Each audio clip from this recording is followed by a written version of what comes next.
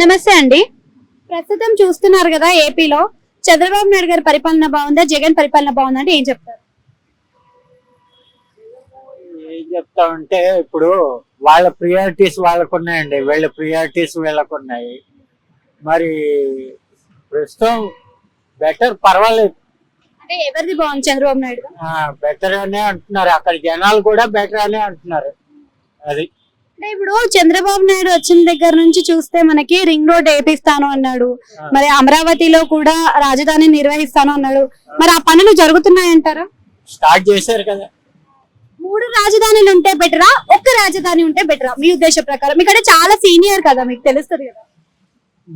ఒక్క రాజధానికి ఇప్పుడు అక్కడ దిక్కు లేదండి. 3 రాజధానులు ఎక్కడ కడతారో అసలు గవర్నమెంట్, అసలు ఫండ్స్ లేవు గవర్నమెంట్ దగ్గర ప్రస్తుతం.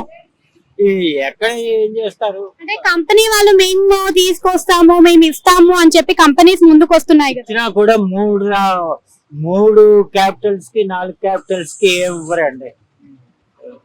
సింగిల్ క్యాపిటల్ అయితేనే బెటర్. అంటే వచ్చి రాగానే చూసుకున్నట్టయితే వాలంటీర్ల సిస్టమ్ అనేది మనకి ఇంతకు ముందు బాగుండేది. మళ్ళీ ఇప్పుడు మన దేశంలో ఏదో ఒక జమ్మూ కాశ్మీర్ తప్ప మిగిలిన వాటికి అన్నిటికీ సింగిల్ క్యాపిటలే ఉంది. ఆల్మోస్ట్ పంజాబ్ ఒకటి, ఏవో 1-2 స్టేట్లు 2 క్యాపిటల్స్ ఉన్నాయి, కానీ అది కొన్ని ప్రత్యేక కారణాల్లో పెట్టారు. అంతేగాని అసలు సింగిల్ క్యాపిటలే బెటర్. అంటే ఇప్పుడు చూస్తున్నారు కదా, మనకి క్యాపిటల్స్ విషన్స్ పక్కన పెడితే ఇంతకు ముందు మనకి వచ్చేసి వీళ్ళు ఉండేవాళ్ళు, వాలంటీర్స్ ఉండేవాళ్ళు కదా, వాలంటీర్లు ఉండేవాళ్ళు కదా, ఇంటింటికి వచ్చి పెన్షన్లు ఇవ్వడం గానీ, రేషన్ ఇవ్వడం గానీ. సో వాలంటీర్ల సిస్టమ్ ఉంటే బాగుంటుందా, వాలంటీర్ల సిస్టమ్ లేకపోతే బాగుంటుందా? వాలంటీర్లు మంచిదేనండి, వ్యవస్థ మంచిదే, కానీ అందులో కొన్ని లోపాలు ఉండడం నుంచి వాళ్ళు ఉన్నారు.